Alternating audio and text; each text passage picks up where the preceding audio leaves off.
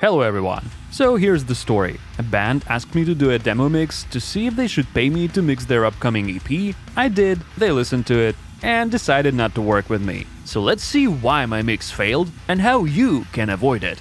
Let's play your mix and reference mix. Yeah, alright.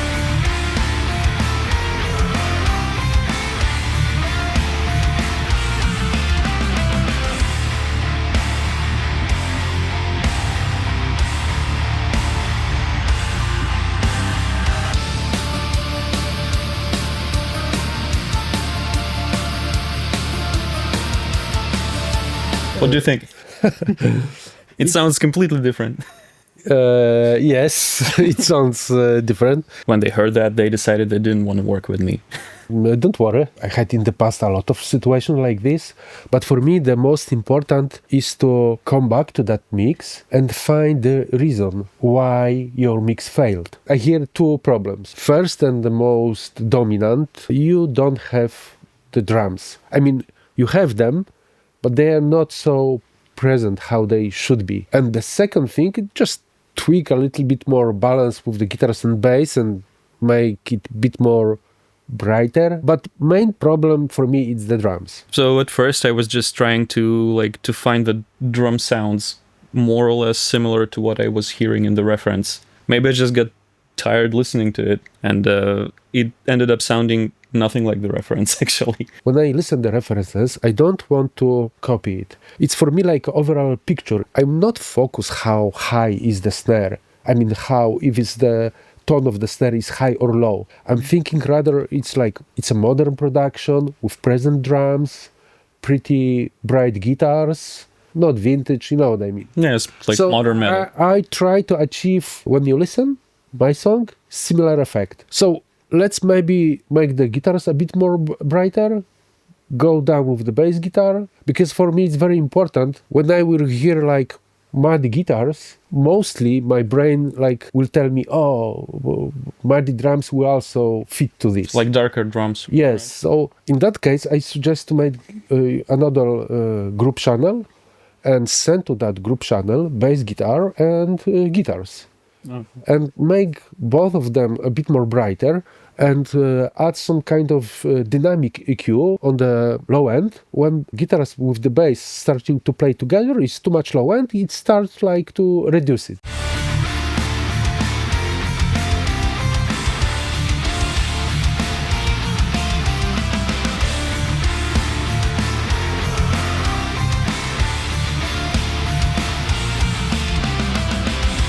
Yeah, now for me it's more obvious that we need to change the drums. Because it's metal song, we'll be using the full metal bundle from Hertz drums. Okay. And it includes two sound packs, two expansions packs. So the first one is the Metal Unlimited. That's the raw pack with the isolated transients. And the second one is Fame and Fury, which is inspired by the most popular modern giant and metalcore bands. It's ready to use with the presets. Super nice, fast. Straight away from the box, you can use it in every mix. It's for modern metal type of stuff, right? Yes, but actually having those two packs, you can do whatever you want. Like old school, modern, blend them together. Get Full Metal Bundle with a 20% discount at hertzinstruments.com with the code FULLMETAL.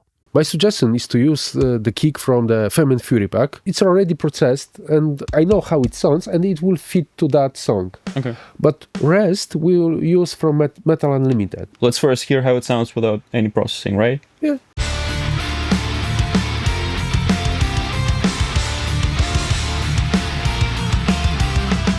So I think it's really nice starting point.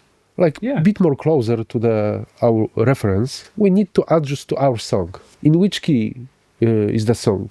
It's A minor. Let's check our kick, and it looks like this kick is in C. So it's in tune, yes? Let's keep it like this. Actually, we can do a lot of stuff in the Hertz drum software. Maybe first let's adjust the sub. Sub is low end, so we don't need so much low end. FX is some kind of punch and make a bit more ambience. Yeah, alright, because the drums in the reference, they have a lot of reverb and room. And then I suggest to go to ADSR section and cut a bit more attack, like 3-4 milliseconds, just to reduce that attack.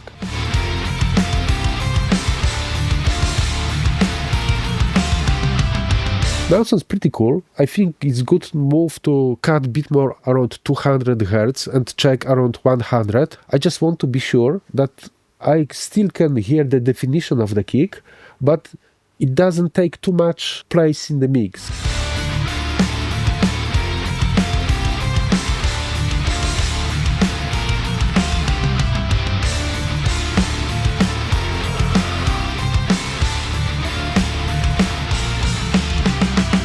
So we are cutting a lot, like minus 20 dB here around 200. Don't look, just listen. It sounds good. If it sounds good, so don't worry. Use your ears, not eyes. Okay. Now the snare. Yeah. Let's try to find the right tuning. Yeah, the song is in A minor, so I think we can try to tune the snare close to A.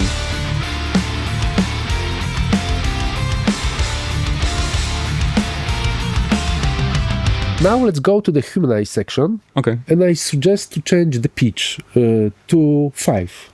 All right. In that case, every single hit will be like detuned a bit more and will be more natural. Okay, it randomizes the pitch. Yes. Metal Unlimited is the only one library that on the FX fader you have isolated transients. On the ABC microphone, right click on it and you can change 3 different transients and choose your favorite one. Let's listen how it sounds.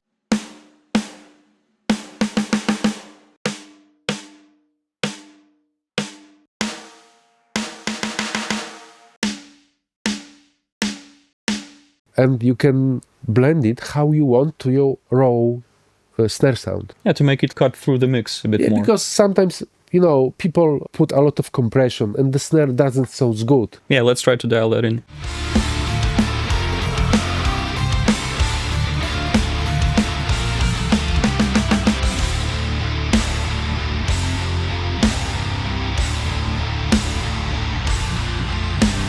The sub is the bottom microphone from the snare. It records the springs. Let's go down with that parameter. And I think we can try to add some ambience to it because Yes. it needs more reverb and room. Also, we can cut a bit more on the ADSR section attack. Okay. 3 milliseconds like we did with the kick to make it more similar with the attack. With the EQ, cut some low end and let's find 2-3 annoying frequencies and make it a tiny bit brighter. And standard compression, nothing special. Medium attack and release and ratio around 6. Let's hear it.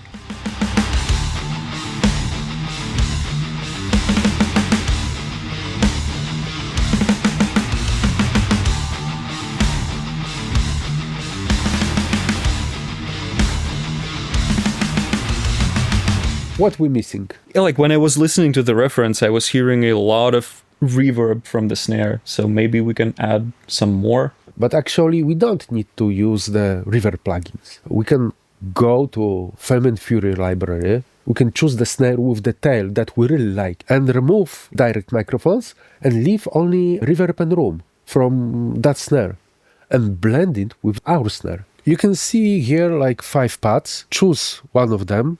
Find here a library, yes, and load the snare that you like. Yeah, this one from Fame and Fury. Go down with DI, sub, and now we have only FX and ambience. And we have this loaded to this extra pad, right? Yes. We need to tune it to the same note as the main snare, right? Yes. And now we need to be sure we can hear both snare and the pad at the same time. Yeah, so I go to the MIDI routing section, I select the pad, and I assign all the same MIDI notes to this pad as the snare, right? Yes. In that case, you are sure always when someone hit the snare, you will hear also the sample, second snare. If you want, you can even load at the same time 5 snares on the other 5 pads, blend them how you want. Let's try this with one first. Now I suggest you to send the tail from Fame & Fury pack to another output because we have compression, yes, and I just want to be sure that new samples that we are sending are without the compression. Yeah, so I'll go to the audio routing here, I'll select the pad 6, and I'll send all the signals to channel 2. And then I'll create a track in Reaper, and I'll connect it to the outputs 3 and 4 of the plugin. Yes, it works very similar on every DAW. All right, so now we've got this snare reverb tail on a separate channel. Let's adjust the loudness of that sample to the raw snare.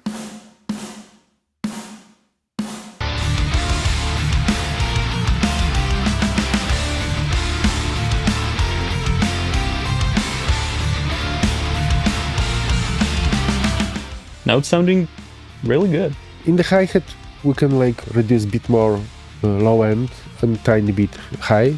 We can do the same on the whole overhead group, cut some low end, and I steal some kind of, harshy frequencies around 3 or 4, and we can compress it slightly, but be careful with the overheads.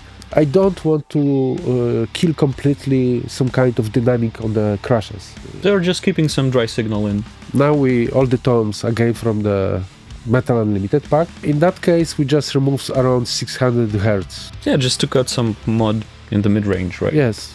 All we need right now is just to glue our drums a bit more. Like you see, it's very gentle compression ratio 2:1. You guys need to be really sure that when you compress your drums, you are not over-compressed low end. Always try to different settings with the high pass. For example, we have 150 Hz. Everything below the compressor don't detect it. Makes it more transparent.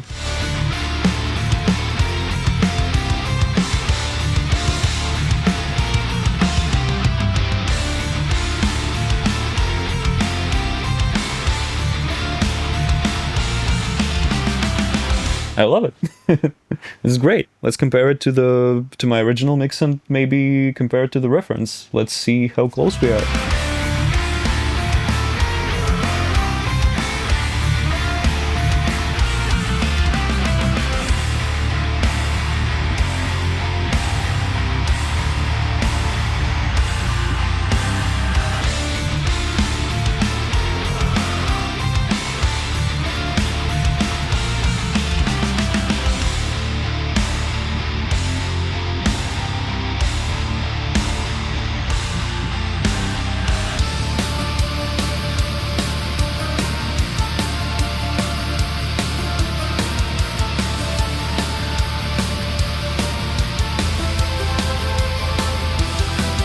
Don't forget to leave a comment below which version you prefer. For my taste, we didn't copy reference recording, but we try to adjust the drums to our song and keep in similar style. And for me, it's really important. So now I want to send it back to the client and ask them what they think about it. And then we'll know if we did better or no.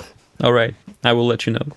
I hope you enjoyed the video. Don't forget, the best way to support us is to buy our software, Hertz Drums. We show you more tricks in the future with our packs. I really love Full Metal Bundle because I'm a metal guy. I record a lot of metal and I use it very often and it fits very well to the metal music. Get Full Metal Bundle with a 20% discount at hertzinstruments.com with the code FULLMETAL. And of course, don't forget to subscribe to the channel. Hit that subscribe button, hit the bell, and hit the like button under the video. If you have any comments about music production, leave a comment below. I will be happy to make the videos about this. Thank you very much. Bye.